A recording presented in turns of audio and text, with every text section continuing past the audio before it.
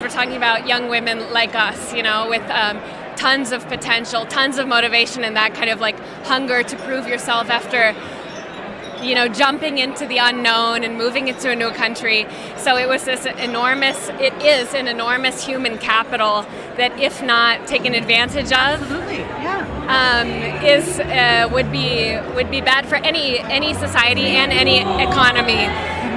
So it's definitely a replicable model. And actually, it was recognized by the United Nations Major Group for Children and Youth in 2021 because of this.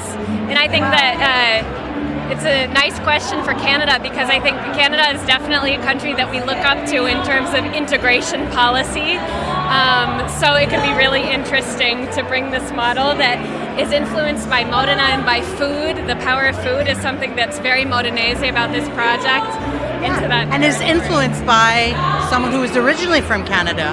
I mean, that's a quite powerful message that you're sending to the country. So influenced by somebody from Canada, of course I'm very proud to have come from a country that is so welcoming in terms of migration.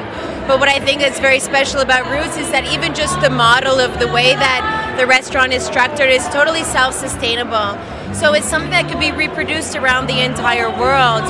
All it takes is really somebody who has the eyes open to realize that there's all of this potential around them in their community, with the, you know, these new variations of, you know, even just the populations, and can really use that to bring value, I think. Yeah. You know, to their economy. Well. Yeah. No, and you know what we ended up doing in Modena, and the way that this was all born, is that when we realized that we had a portion of the population that was so disadvantaged, that wanted to work and that wanted to integrate, and on the other side we had a restaurant industry that we know that globally has seen a major decline in personale, in staff, in workers. Restaurant cannot find cooks anymore. So it was an extreme moment of potential to create something with a huge impact. And that is why Modena has this project that works. That's why this project would work in so many cities around the world, because this is a problem in terms of migration that the world is facing. And it's also a problem in the restaurants that is happening globally. Yeah. So let's put two and two together and create the solution. There you go. Yes. What a powerful message. Absolutely. It is such a powerful message. I hear that you may be coming to Montreal Highlights next year. I hope so. I hope so. Ever since, so I moved out of Montreal in 2010, and it's my dream to come back and to cook for Montreal.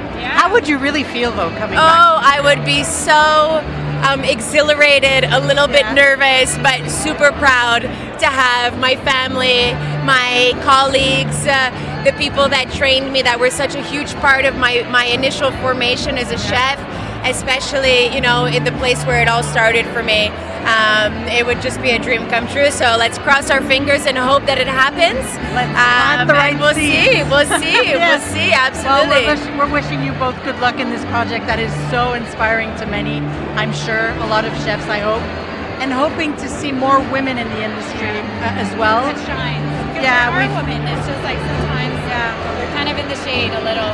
So what we do is we need to believe and trust in the strength of the sisterhood in the industry, elevating each other, promoting each other as well, and just keeping on this ongoing course of changing our kitchen culture, you know, to make it a more inclusive space. Kinds of leaders.